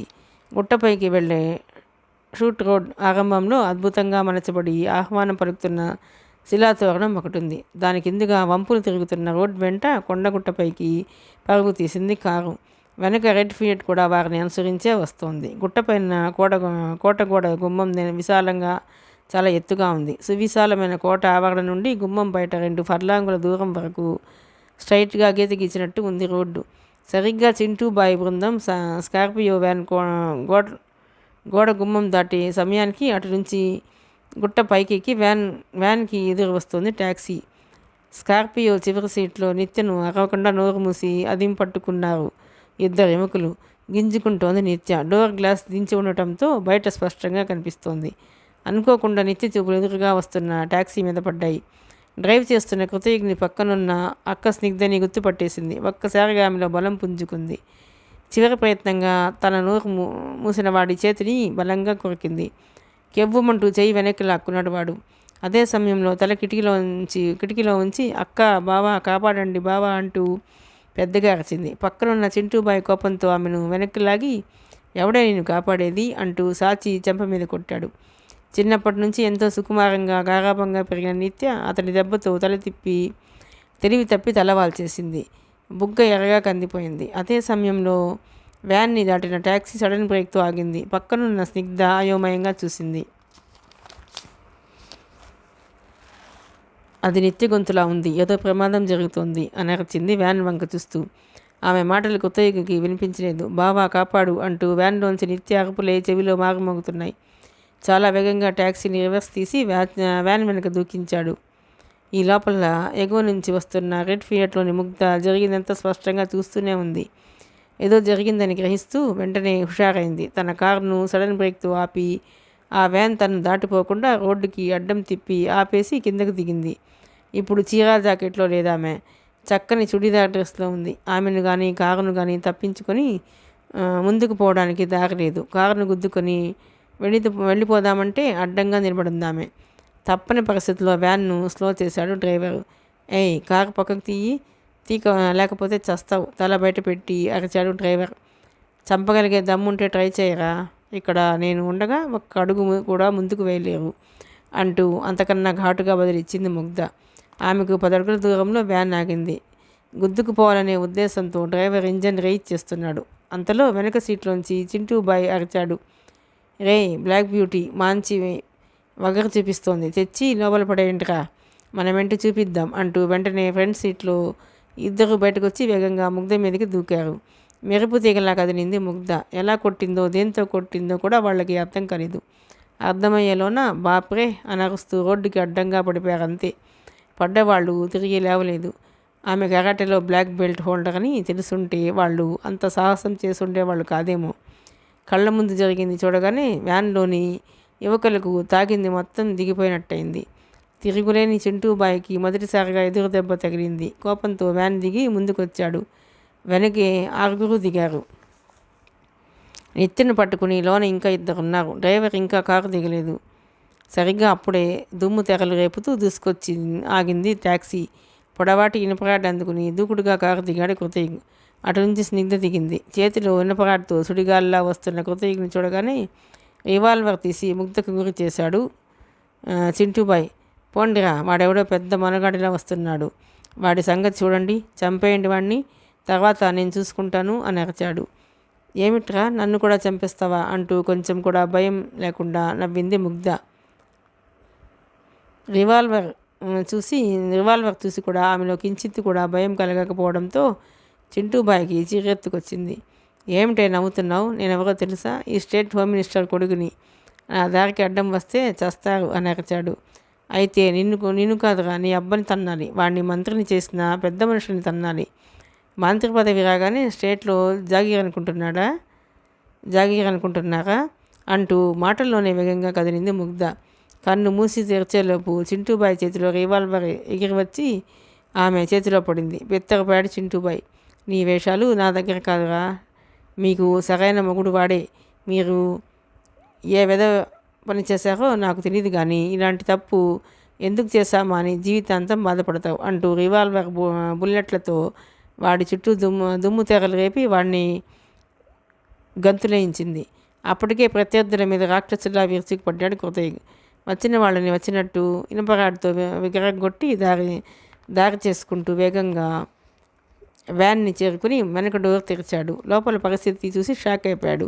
అతడే కాదు, దూరంగా నిలబడి చూస్తున్న స్నిగ్ధ కూడా షాక్తో కెవ్వు నరిచింది. సీటు మీద స్పృహ లేకుండా పడుంది నిత్య. 5 వేళ్లు తట్టుతేలి ఎరగా కందిపోయింది బుగ్గ. పక్కనే ఇంకా 2 కుర్రాళ్ళు కూర్చునున్నారు. దగ్గరికి రాకు, వస్తే దీన్ని చంపేస్తాం అంటూ ఒకడు డాగర్ చూపించి కృతజ్ఞని బెదిరించాలని చూశాడు. అంతటితో కృతజ్ఞలోని సహనం పూర్తిగా అంతరించిపోయింది. వాడి బెదిరింపుల్ని ఏమాత్రం లెక్క చేయకుండా యూ బాస్టెడ్ అంటూ 2 జుట్టు పట్టి దూది మూటల్ని లాగినట్టు వ్యాన్లోంచి లాగి అవతలకు విసిరేశాడు. స్నిగ్ధ, హరియప్, నిత్యను టాక్సీలోకి చేర్చు అనర్చాడు. పరిగెత్తుకొచ్చి స్నిగ్ధ. కానీ స్పృహలో లేని నిత్యను బయటకు తీయటం ఆమె వల్ల కాలేదు. అది గమనించి ముగ్ధని పిలిచాడు కృతయ్య. చింటూబాయి రివాల్వర్ అవతలకు విసిరేశాక వాడిని 4 పీకి కృతయ్యకి సాయంగా మిగిలిన వాళ్ల మీదకు అటాక్ చేసింది ఆమె. కృతయ్యకి పిలుపు వింటూనే నిత్య వద్దకు పరిగెత్తింది ముగ్ధ. నిత్యని వ్యాన్లోంచి బయటకు తీశారు. సాయం పట్టి తీసుకెళ్లి టాక్సీ వెనక సీట్లో పడుకోబెట్టారు. చెల్లెలి పరిస్థితి చూసి ఏడుస్తున్న స్నిగ్ధకు ధైర్యం చెప్పింది Mugdha. Don't worry, just faint అయింది, వాటర్ అందుకో అంటూ వాటర్ బాటిల్ అందుకుని నిత్య ముక్క మీద జరగరించింది. వెంటనే తిరిగి వచ్చి లేచి కూర్చుంది నిత్య. అక్కను చూడగానే దుఃఖం ఆపుకోలేక ఆమెను కౌగులించుకొని పెద్దగా ఏడ్చేసింది. వాళ్ళిద్దరినీ అక్కడే వదిలి కృతయ్యకి సాయంగా తిరిగి పోరాటంలోకి వచ్చేసింది ముగ్ధ. కృతయ్యకి మార్షల్ ఆర్ట్స్ తెలుసని ముగ్ధకు తెలుసు. చాలా రోజులుగా అతన్ని గమనిస్తూనే ఉందామె. ఇక 2 ఫైటర్స్ నిలబడితే 12 మంది రౌడీ కుర్రాళ్ళు ఎంతసేపు నిలబడగలరు? తర్వాత జరిగిన పరిణామాల్లో కృతయ్య ఇనుపరాడ్ దెబ్బకి తల పగిలి గొప్పకూలిపాడు చింటూబాయ్. వాడి మిత్రవర్గంలో 2కి కాళ్ళు విరిగాయి, 3కి చేతులు విరిగాయి. 4 తెలివి తప్పారు. వ్యాన్ అద్దాలు పగిలి ధ్వంసమైంది. ఈ గొడవలో కొద్దిపాటి దెబ్బలతో స్పృహలో ఉంది వ్యాన్ డ్రైవర్ ఒక్కడే. ఈ గొడవ జరుగుతున్న సమయంలోనే అటు కోట వద్ద నుంచి కాలేజీ టూర్ బస్సు రివ్వన వచ్చేసింది. నిత్య కోసం కంగారు పడుతూ వస్తున్నారు వాళ్ళంతా బస్సు దిగి ట్యాక్సీని చేరుకున్నారు. నిత్య క్షేమంగా ఉన్నందుకు సంతోషించారంతా. కోపం పట్టలేక అమ్మాయిలంతా ఎగబడి చింటూబాయి వర్గాన్ని తలో చేయి పంచుకున్నారు. వాళ్ళందరినీ అదిలించి వెనక్కి పంపాడు కృతయ్యగ్గు. జరిగింది చాలు, చచ్చిన పాముల్ని ఇంకా చంపాల్సిన పని లేదు. ఈ గొడవకి మీరు దూరంగా ఉండండి అంటూ పక్కనున్న ముగ్ధ వంక చూశాడు. థ్యాంక్స్ ముగ్ధ. సమయానికి నువ్వు అడ్డం పడకపోతే ఇంత త్వరగా నిత్యను దక్కించుకునే వాళ్ళం కాదు. బట్ నువ్వు కూడా ఈ గొడవకి దూరంగా ఉంటే మంచిది. ఏం జరిగినా నేను ఫేస్ చేస్తాను. స్నిగ్ధకు సాయంగా నువ్వు అక్కడే ఉండు అన్నాడు. అతడి మాట తనకు వేదవాక్కైనట్టు తల ఊపి టాక్సీ వైపు అడుగు వేసింది ముగ్ధ. ఈ లోపల ట్రాఫిక్ ఆగిపోవడంతో ముగ్ధ ఫియట్ని తనే పక్కకు తీశాడు కృతయ్య. కింద పడున్న వాళ్ళని పక్కకు లాగి ట్రాఫిక్కి దారి వదిలాడు. తర్వాత వ్యాన్ డ్రైవర్ని దగ్గరకు పిలిచాడు కృతయ్య. ఫోన్ ఉందా అడిగాడు. ఉంది సాబ్ భయపడుతూ బదిలిచ్చాడు వాడు. హాస్పిటల్కి ఫోన్ చేసి వెంటనే అక్కడ అంబులెన్స్ని పంపించమను. ఇంకెవరికన్నా చేయాల్సి ఉంటే ఫోన్లు చేసుకో త్వరగా అన్నాడు. సార్ మీరు చాలా తప్పు చేస్తున్నారు సార్. చింటూబాయ్ సాక్షాత్తు హోమ్ మినిస్టర్ కొడుకు. వీళ్ళంతా ఆయన ఫ్రెండ్స్. సమాజంలో డబ్బు హోదా ఉన్న వాళ్ళ పిల్లలు. హెచ్చరించి బ్యాడ్ డ్రైవర్. కేర్లెస్గా చూశాడు కృతయ్య. హోమ్ మినిస్టరా వాడి అబ్బా. వెధవలకి పదవులు కట్టబెడితే దేశం ఇలాగే ఉంటుంది. అమ్మాయిని కిడ్నాప్ చేసే వెధవలు ఎవరైతే నాకేంటి. సమాజంలో పెద్ద మనుషులు అంటున్నావుగా. పుత్రోత్సాహంతో వాళ్ళు ఈ వెధవల్ని వెనకేసుకొస్తారో ధైర్యాన్ని వెనకేసుకొస్తారో చూస్తాను. పుత్రోత్సాహంతో వాళ్ళు ఈ వెధవల్ని వెనకేసుకొస్తారు, ధర్మాన్ని వెనకేసుకొస్తారు చూస్తాను. ఫోన్ చెయ్యి ఆర్డర్ చేశాడు. చిన్నప్పటి నుంచి ఒంటి మీద దెబ్బంటే ఏమిటో తెలియకుండా ఎంతో గారాబంగా పెరిగాం. అలాంటి నా చెల్లెల్ని బుగ్గ వాచిపోయేలా కొట్టాడు వెధవ. వాడి చేతులు విరగొట్టి ఉండాల్సింది అంటూ కళ్ళు తుడుచుకుంది స్నిగ్ధ. డోంట్ వరీ, అంతకన్నా ఎక్కువే చేశాడు కృతయ్య. వాడి తల పగిలింది. కొద్ది రోజుల వరకు తనెవరో కూడా వాడికి గుర్తుండదు అంది ముగ్ధ. తిరిగి తనే చెప్పింది. అయితే ఇంతటితో ఇది ఆగిపోతుంది అనుకోను. కృతయ్యకి చాలా రిస్క్ ఫేస్ చేయాలి అంటూ గుర్తు చేసింది. అంతవరకు మౌనంగా ఉన్న నిత్య వెంటనే ఫోన్ అందుకుంది. అక్క, డాడీకి ఫోన్ చేస్తాను. ఇప్పుడే ఫోన్ చేసి జరిగింది చెప్పేస్తాను. మనకిప్పుడు ఆయన సాయం అవసరమంటూ ఢిల్లీలో ఉన్న తండ్రి శివప్రసాద్ గారి నెంబర్కి ఫోన్ చేసింది. అంతలో అక్కడికి వచ్చిన కృతయ్య ఆమె చేతిలోంచి ఫోన్ లాక్కుని కాల్ కట్ చేశాడు. అయితే అప్పటికే అతనికి మిస్డ్ కాల్ వెళ్ళిపోయిన సంగతి అతనికి తెలియదు. నిత్య వంక చూసి ఆర్ యూ ఓకే అని అడిగాడు. ఓకే బావా, థ్యాంక్స్. సమయానికి మీరు కాబట్టి బతికిపోయాను, లేదంటే అంటూ ఏడ్ చేసింది నిత్య. కూల్ డౌన్ నిత్య, రిలాక్స్. ఇంతమంది అమ్మాయిలు ఉండగా నువ్వు ఒంటరిగా దుర్మార్గుల చేతికి ఎలా చిక్కావు అడిగాడు. అతడి ప్రశ్నకు సంఘటన సమయంలో నిత్య వెంట ఉన్న స్నేహితురాళ్ళు ఇద్దరు ఏం జరిగిందో వివరించారు. ఓకే నిత్య, అయిందేదో అయింది. విషయాన్ని పెద్దది చేయకు. మీ వాళ్ళకి తెలిస్తే బాధపడతారు. మీ పేరు ప్రతిష్టలకు సంబంధించిన సమస్య ఇది. ఎవరికి ఫోన్లు చేయకు అంటూ ఫోన్ తిరిగిచ్చేశాడు. అంతా వింటున్న ముగ్ధ చూస్తూ ఊరుకోలేకపోయింది. ఇది ఇంతటితో పోతుందని నేను అనుకోవటం లేదు కృతయ్య. స్టేట్ హోమ్ మినిస్టర్తో వ్యవహారం, పోలీస్ బలగమంతా అతడి చేతిలో ఉంటుంది. వీళ్ళ డాడీకి ఫోన్ చేయటం మంచిది కాదనుకుంటే ఓ పని చేద్దాం. మా డాడీకి ఫోన్ చేస్తాను. ఇప్పుడు ఎవరో ఒకరి హెల్ప్ మనకు అవసరం. నచ్చజెప్పాలని ప్రయత్నించింది కానీ ఇది కూడా తిరస్కరించాడు కృతయ్య. మీకు అర్థం కావటం లేదు. నిత్య భవిష్యత్తుకు సంబంధించిన సమస్య ఇది. తనే కాదు, మీ పేర్లు కూడా బయటపడడం నాకు ఇష్టం లేదు. ఏం జరిగినా నేను ఫేస్ చేస్తాను. మీరు తొందరపడి ఎవరికి ఫోన్లు చేయొద్దు అంటూ కరుగ్గా హెచ్చరించి వెళ్ళి ప్రత్యర్థుల ధ్వంసమైన వ్యాన్లో కూర్చుని సిగరెట్ ముట్టించుకున్నాడు. ఇదిలా ఉండగానే ఎవరికీ తెలియని మరో విశేషం అక్కడ చోటు చేసుకుంది. విషయం బయటికి పొక్కడానికి అదే కారణమైంది. ఈ సంఘటన జరగడానికి ముందే టీవీ ఛానల్ ప్రతినిధి ఒకడు, ప్రముఖ వార్తాపత్రిక విలేకరి ఒకడు కోట ప్రాంతంలో పర్యటిస్తున్నారు. ఎప్పుడైతే గొడవ సంగతి విన్నారో వెనువెంటనే స్టూడెంట్స్ బస్సుతో పాటే బైకుల మీద స్పాట్కి వచ్చేశారు. వాళ్ళు ఎవరో తెలియక అమ్మాయిల్లో కొందరు వాళ్ళకి మ్యాటర్ లీక్ చేసేశారు. అసలే మీడియా ప్రతినిధులు ఇక చెప్పాలా. కేంద్ర పెట్రోలియం శాఖ మంత్రి ఎంపీ శివప్రసాద్ గారి అమ్మాయి నిత్యని స్టేట్ హోమ్ మినిస్టర్ కొడుకు చింటూబాయ్ కిడ్నాప్ ప్రయత్నం. అడ్డుకున్న యువకుడి చేతిలో వాళ్ళకి దేహశుద్ధి. ఇది సామాన్య విషయం కాదు కదా. అద్భుతమైన న్యూస్ కవరేజీ దొరికింది వాళ్ళకి. వెంటనే సెల్ ఫోన్ల నుంచి వార్తలు పరుగుతీయటం ఆరంభమైంది. ఈ విషయాన్ని గుమ్మనంగా ఉంచాలని కొత్తగా ఆశించాడు. అది ఎవరి ప్రమేయం లేకుండానే సెన్సేషనల్ న్యూస్ అయి కూర్చుంది. దంతెవాక నుండి అంబులెన్సులు, పోలీస్ వ్యాన్లతో పాటు మీడియా వాళ్ళు, వాహనాలు కూడా శరవేగంతో కోట కోట బాట పట్టాయి. ఈ లోపల నిత్య ఫోన్ నుంచి మిస్డ్ కాల్ వెళ్ళిన సరిగ్గా 10 నిమిషాల తర్వాత అటు నుంచి ఫోన్ చేశాడు మంత్రి శివప్రసాద్. నిత్య ఫోన్ తీసింది. సారీగా, పనిలో ఉండి నీ మిస్డ్ కాల్ గమనించలేదు. How are you? టూర్ బాగా ఎంజాయ్ చేస్తున్నావా? ఎక్కడున్నావు తల్లి? నేను అడుగుతూనే ఉన్నాను. బదులు చెప్పవేమిటి నిత్య? Are you okay? ఆయన గొంతులో కాస్త ఆతృత ధ్వనించింది. తండ్రి గొంతు వింటూనే ఇక దుఃఖం ఆపుకోలేకపోయింది నిత్య. బోర్ నైట్ చేసింది. అవతల కేంద్ర పెట్రోలియం శాఖ మంత్రి శివప్రసాద్ కూతురి దుఃఖం వింటూనే ఎంతగా షాక్ అయి ఉంటాడో ఊహించవచ్చు. ఏమైంది? ఏం జరిగిందిరా? ఎందుకు ఏడుస్తున్నావు? నేను ఎంతగా బాధ పెట్టింది ఎవరు? చెప్పు తల్లి. టూర్లో యాక్సిడెంటల్ లాంటిదేమన్నా జరిగిందా? టూర్లో యాక్సిడెంట్ లాంటిదేమన్నా జరిగిందా? కంగారుగా అడుగుతున్నాడు ఆయన. లేదు డాడీ అంది కళ్ళు తుడుచుకుంటూ. మరేమిటి? నిత్య ఏది దాచలేదు. జరిగింది గబగబా చెప్పింది. అక్క స్నిగ్ధ తనతో ఉన్నట్లు చెప్పింది. కాపాడిన కృతయ్య గురించి, వాళ్ళిద్దరి లవ్ గురించి చెప్పేసింది. కృతయ్యకి తన మూలంగా రిస్క్లో పడే అవకాశాన్ని చెప్పింది. వింటూనే ఆయనకు విషయం అర్థమైనట్టుంది. ఇప్పుడు మీరంతా ఎక్కడ ఉన్నారు అని అడిగాడు. చెప్పింది నిత్య. ఓకే, మీరేం కంగారు పడకండి, అతనికేం కాదు, నేను వస్తున్నాను, ఇప్పుడే బయలుదేరుతున్నాను అంటూ వెంటనే లైన్ కట్ చేశాడు ఆయన. ఒక అస్త్రాన్ని ఎదుర్కోవాలంటే దానికన్నా పెద్ద అస్త్రం ప్రయోగించాలి. అలాగే స్టేట్ మంత్రిని ఎదుర్కోవాలంటే సెంట్రల్ మినిస్టర్ కరెక్ట్. అందుకే నిత్య ఢిల్లీలోని తండ్రితో మాట్లాడడం గమనించగానే తన తండ్రి అన్నారావుకు ఫోన్ చేయాలన్న ఆలోచన విరమించుకుంది ముగ్ధ. ఆ తర్వాత జరిగిన నాటకీయ పరిణామాల్లో చాలా సంఘటనలు చోటు చేసుకున్నాయి. పోలీసుల రంగప్రవేశంతో అక్కడ ఉద్రిక్త పరిస్థితి ఏర్పడింది. 2 ఎస్ఐలు తమ బలగాలతో ఒక జీపు 2 వేలలో వచ్చి చేరారు. దంతెవాడ నుంచి బయలుదేరుతున్నప్పుడే హోమ్ మినిస్టర్ నుండి ఎస్ఐలకు ఆర్డర్స్ అందాయి.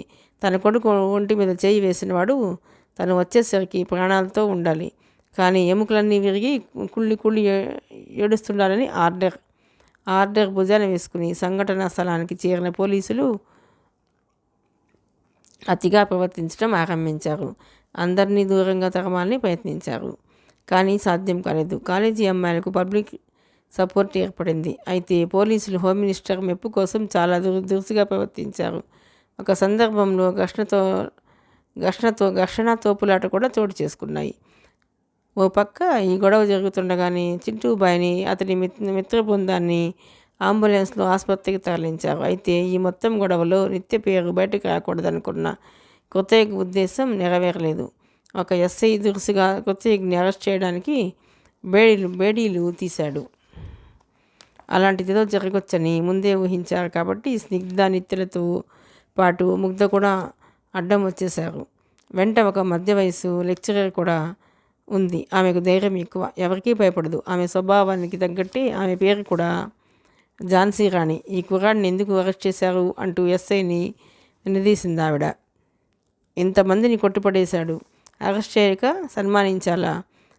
తప్పుకోవమ్మా, లేదంటే మీ అందరినీ అరెస్ట్ చేయాల్సి ఉంటుంది బెదిరించాడు ఎస్ఐ. చేస్తావా? అరెస్ట్ చేయి, మేము చూస్తాము. ఇక్కడ అరెస్ట్ చేయాల్సింది అతన్ని కాదు, చింటూబాయిని, వాడి ఫ్రెండ్స్ని. వాళ్ళకి ఎంత ధైర్యం ఉంటే సెంట్రల్ మినిస్టర్ కూతుర్నే కిడ్నాప్ చేస్తారు అంటూ ఆవేశంతో వచ్చింది ఆమె. కృతయ్య ఆపాలని చూసినా ఆమె ఆగలేదు. పైగా నీకు తెలియదు బాబు, ఒక్కసారి వీళ్ళ చేతికి చిక్కితే నిన్ను మనిషిగా వదలరు. ఏం జరుగుతుందో చూద్దాం. ఇది మీకే కాదు, మా కాలేజీ పరువు ప్రతిష్టలకు సంబంధించిన ప్రశ్న. టూరిస్టులు అంటే అతిథుల కింద లెక్క. అలాంటి మనల్ని అవమానించే హక్కు వీళ్ళకి లేదు అంది. టూరిస్టులు అంటే అతిథుల కింద లెక్క, అలాంటి మనల్ని అవమానించే హక్కు వీళ్ళకి లేదు అంది. ఆమె మాటలు వింటూ వెకిలిగా నవ్వాడు ఎస్ఐ. హలో, ఆ అమ్మాయి సెంట్రల్ మినిస్టర్ కూతురు. ఆ మాట మేం నమ్మాలా? ఈ మధ్య దొంగలు కూడా దొరికితే ఎమ్మెల్యే బామ్మర్దని, ఎంపీ ఉంచుకున్న దాన్ని తమ్ముడని చెప్పి తప్పించుకుంటున్నారు. ఇక్కడ సమస్య ఆ అమ్మాయి కానే కాదు. వీడికి ఎంత ధైర్యం ఉంటే హోమ్ మినిస్టర్ కొడుకునే చావగొడతాడు. వీడు సామాన్యుడు కాదు, ఖచ్చితంగా టెర్రరిస్ట్ అయి ఉంటాడు అన్నాడు లాఠీ ఊపుతూ ఆ ఎస్ఐ. ఆ మాటలకి ఆవేశం కట్టలు తెంచుకుని షటప్ అంది ఝాన్సీ రాణి. ఏమనుకుంటున్నారా మీరు? ఎక్కడో ఆంధ్ర నుంచి వచ్చారు, వీళ్ళేం చేస్తారని పొగరా? ఇక్కడ సమస్య అమ్మాయి కదా, ప్రాణాలకు తెగించి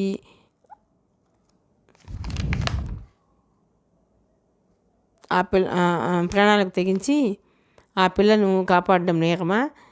మీ చట్ట ప్రకారం ద్రోహమా? పైగా టెర్రరిస్ట్ అని ముద్ర వేస్తారా? అరిచింది. హలో, నీ లెక్చరర్లు కాలేజీలో పెట్టుకోమ్మా, ఇక్కడ కాదు. చట్టం గురించి నువ్వు క్లాస్ తీసుకోనక్కర్లేదు. తప్పు చేస్తే శిక్షించడానికి కోర్టులు ఉన్నాయి. చావగొట్టే హక్కు పబ్లిక్కి లేదు. అంటే నీ పెళ్ళాన్నో, నీ కూతురునో, చెల్లెలను ఇలాగే ఎవడన్నా ఎత్తుకుపోతుంటే కోర్టులో తెలుసుకుందామని చూస్తుంటావా? సిగ్గులేని విధవా. ఎవరిగా నీకు పోలీసు ఉద్యోగం ఇచ్చింది? మీ హోమ్ మినిస్టర్ మీద అంత భక్తి ఉంటే వెళ్ళి పాదపూజ చేసి నీళ్లు తాగండిరా, అంతేగాని న్యాయాన్ని తారుమార్చేయాలని చూస్తే సహించేది లేదు, సహించం అంటూ ఘాటుగా హెచ్చరించింది ఆమె. ఆ మాటతో పాపం అమాంతం రోషం ముంచుకొచ్చింది ఆ ఎస్ఐకి. ఏమిటే ఎక్కువగా మాట్లాడుతున్నావు, నీ పొగకు దించేస్తా చూడు అంటూ లాఠీ దురుసుగా పైకెత్తాడు. అది చూడగానే ఏయ్ అంటూ ఒక్కసారిగా అరిచారు అమ్మాయిలంతా. లాఠీ దెబ్బ పడుతుంటే ఝాన్సీ రాణి నోటి పళ్ళు కనీసం 10 గువ్వల్లా కాలిపోయి ఉండేవి. కానీ పక్కనే ఉన్న కృత్యకి లాఠీని మధ్యలోనే అడ్డుకుని ఎస్ఐ ముఖంలో ముఖం పెట్టి ఆగ్రహంగా చూశాడు. ఏయ్ ఎస్ఐ, ఒంటి మీద కాకి డ్రెస్ ఉందని మిడిసిపడకు. 12 మందిని మట్టి కనిపించిన చేతులివి. మిమ్మల్ని అందరినీ కొట్టడం లెక్క కాదు. ఆడవాళ్ల మీద జులుం సాగిస్తే ఫలితం దారుణంగా ఉంటుంది అంటూ లాఠీని విరిచి చేతుల్లో పెట్టాడు. అది చూడగానే ఎస్ఐ వెన్నులో జలదిరింపు ఏర్పడింది. బదులు చెప్పలేక వేరే చూపులు చూశాడు. ఈ లోపల పరిస్థితికి ఉద్రిక్తంగా మారుతుందని రెండో ఎస్ఐ గ్రహించాడు. కృతయుగ్ని అరెస్ట్ చేయబోనటం, తమ లెక్చరర్ మీదే ఎస్ఐ లాఠీ ఎత్తటం కాలేజీ యువతులు సహించలేకపోతున్నారు. కోపంతో ఉన్నారు. పిడికిళ్ళు బిగించి కథన రంగంలోకి దూకటానికి సిద్ధంగా ఉన్నారు. ముందు కృతయుగ్ని వీళ్ళకి దూరం చేస్తే కానీ అతన్ని కొల్లబడవటం సాధ్యం కాదు. ప్రస్తుత పరిస్థితుల్లో లాఠీ ఛార్జింగ్కి ఆర్డర్ ఇస్తే లాఠీలు ఓడలాక్కుని పోలీసుల తాట తీసేలా ఉన్నారు. తొందరపడితే ఇష్యూ పెద్దదవుతోంది. అవతల మీడియా వాళ్ళంతా గమనిస్తూనే ఉన్నారు. అందుకే యుక్తిగా ఓకే సారీ, జరిగిన దానికి సారీ చెప్తున్నాను అన్నాడు రాజీ ధోరణిలో. మేం ఇతన్ని అరెస్ట్ చేయటం లేదు, అందుచేత అంతా శాంతించాలి. అయితే జరిగిందంతా రిపోర్ట్ రాసివ్వాల్సిన బాధ్యత ఇతనికి ఉంది కాబట్టి ఫార్మాలిటీగా సగౌరవంగా ఇతన్ని మా వెంట పోలీస్ స్టేషన్కు తీసుకెళ్ళడానికి మీరు సహకరించాలి. దయచేసి అభ్యంతరం చెప్పకండి అన్నాడు. చెప్పం, కానీ ఒంటరిగా మీ వెంట పంపించడానికి ఒప్పుకోను. నేను వెంట వస్తాను అంది ఝాన్సీ రాణి. కృతయుగ్తో పాటు స్నిగ్ధ కూడా వ్యాన్ ఎక్కింది. వాళ్ళ వెనకే ఝాన్సీ రాణి గిక్కి కూర్చుంది. ముగ్ధ, నిత్యలు కూడా రాబోతుంటే వారించాడు కృతయుగ్. నిత్య, నా ట్యాక్సీని తీసుకురా, ముగ్ధ నీ వెంట ఫియట్లో వస్తుంది అన్నాడు. ఆ విధంగా వాహనాలు అక్కడి నుంచి కదిలాయి. ఈ ఇష్యూకి తదుపరి వేదిక పోలీస్ స్టేషన్ అయింది. దంతెవాడ 1 టౌన్ పోలీస్ స్టేషన్కి చేరుకోగానే ప్లేటు ఫిరాయించారు పోలీసులు. కృతయుగ్ని స్టేషన్లోకి తోసి లాక్ చేశారు. వెంట వచ్చిన స్నిగ్ధ, ఝాన్సీ రాణిలను బయటకు నెట్టేశారు. బస్ దిగిన అమ్మాయిలు కానీ మీడియా ప్రతినిధులు కానీ ఎవరూ స్టేషన్లో అడుగు పెట్టకుండా అందరినీ బయటే ఆపేశారు. ఈ లోపల బలమైన 6 మంది పోలీసులు కృతయుగ్ని విరగదీయటం కోసం లాఠీలు సిద్ధం చేస్తున్నారు. బయట పరిస్థితి ఉద్రిక్తంగా ఉన్న పోలీసులు పట్టించుకోలేదు. కృతయుగ్ కీళ్లు విరిచేయాలని పట్టుదలగా ఉన్నారు. ఎస్ఐ కృతయుగ్ నుంచిన సెల్ తాళం తెరుస్తుండగా టేబుల్ మీది ల్యాండ్లైన్ మోగింది. విసుక్కుంటూనే వెళ్ళి రిసీవర్ ఎత్తిన ఎస్ఐకి ఒక్కసారిగా షాక్. అవతల లైన్లో ఉంది సాక్షాత్తు ఛత్తీస్గఢ్ స్టేట్ సీఎం. ఆయన ఏ ఆర్డర్ వేశారో ఏమిటో కానీ రిసీవర్ క్రెడిల్ చేస్తూనే ఆగండి, మీరంతా ఆగిపోండి అని అరిచాడు. అంతేకాదు లాఠీలు ఊపుకుంటూ సెల్లోకి పోతున్న వాళ్ళకి అడ్డం పడి వెనక్కి లాక్కొచ్చారు. హడావిడి వింటూనే ఏమైంది అంటూ అవతల గదిలోంచి బయటకు వచ్చాడు రెండో ఎస్ఐ.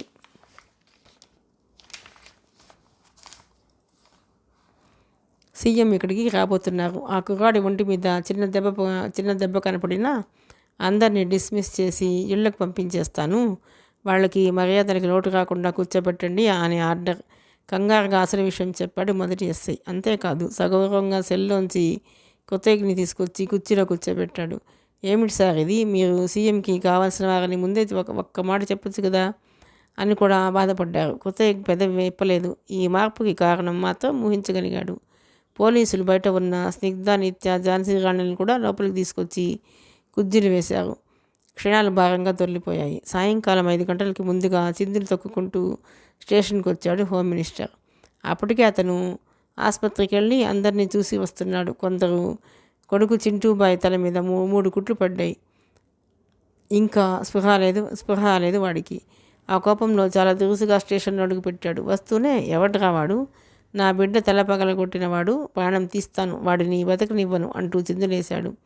మీరు శాంతించాలి సార్, సీఎం గారి ఆర్డర్ అంటూ కొత్తగిను చూపించి సీఎం ఆర్డర్ వినిపించాడు ఎస్ఐ. కోపంతో మండిపడుతూ వెంటనే సీఎంకి ఫోన్ చేశాడు హోమ్ మినిస్టర్.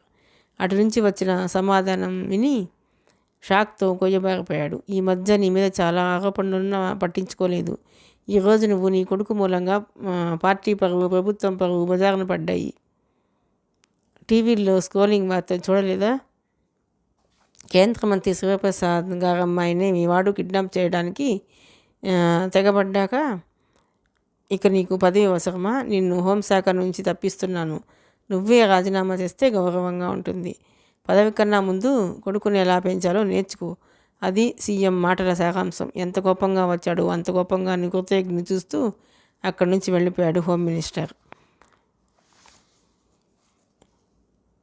కనుచీకటి పడుతుండగా స్వయంగా సీఎం స్టేషన్కి వచ్చి కొత్తగిను అభినందించాడు. ఆయన వెంట కేంద్ర మంత్రి శివప్రసాద్ ఉన్నారు. నిత్య ఫోన్లో మాట్లాడగానే వెంటనే దొరికిన ఫ్లైట్ పట్టుకుని హైదరాబాద్ వచ్చి అక్కడి నుంచి ప్రత్యేక హెలికాప్టర్లో దంతెవార వచ్చాడు ఆయన. మొత్తానికి ఎన్నో గొడవలకి దారితీస్తుంది అనుకున్న సంఘటన ప్రశాంతంగానే ముగిసింది. నిత్య భవిష్యత్తును దృష్టిలో ఉంచుకుని ఎలాంటి కేసు ఎవరి మీద పోలీస్ స్టేషన్లో ఫైల్ చేయలేదు. కూతుళ్ళిద్దరినీ ప్రేమగా అక్కున చేర్చుకున్నాడు శివప్రసాద్. కొత్తగిని అభినందించాడు. నువ్వు నచ్చావు, నీ సాహసం నచ్చింది. నా పెద్ద కూతురు మనసు దోచుకున్నావు, నా చిన్న కూతుర్ని కాపాడావు.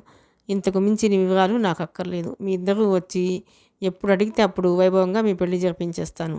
మీరు కూడా నాతో వచ్చేస్తే సంతోషిస్తాను అన్నాడు. లేదు డాడీ, కొన్ని పనులున్నాయి, అవి చూసుకుని ఇంటికి వస్తాను. వచ్చేప్పుడు కొత్తగిని తీసుకొస్తాను అంది స్నిగ్ధ. ఆ విధంగా టూర్ మధ్యలోనే ఆపించి నిత్యను తన వెంట హైదరాబాద్ తీసుకెళ్ళిపోయాడు శివప్రసాద్. వెళ్లే ముందు ఆయన ఇచ్చిన సలహా మేరకు కొత్తగి స్నిగ్ధలు హోటల్ సూట్ ఖాళీ చేసే వరకు 6 పోలీసుల్ని అక్కడ సెక్యూరిటీగా ఉండే ఏర్పాటు చేసి సీఎం కూడా వెళ్ళిపోయాడు. జరిగిన చేదు అనుభవంతో అంతటితో ఛత్తీస్గఢ్ టూర్ ఆపేసి కాలేజీ టూర్ బస్సు అమ్మాయిని తీసుకుని రాత్రి ఒరిస్సా దిశగా దంతెవార వదిలి పరుగు తీసింది. మిగతా కథ 4వ భాగంలోనండి. ప్లీజ్ అండి, ఈ నవల కనుక మీకు నచ్చినట్లయితే లైక్ చేయండి, షేర్ చేయండి, సబ్స్క్రైబ్ చేయండి.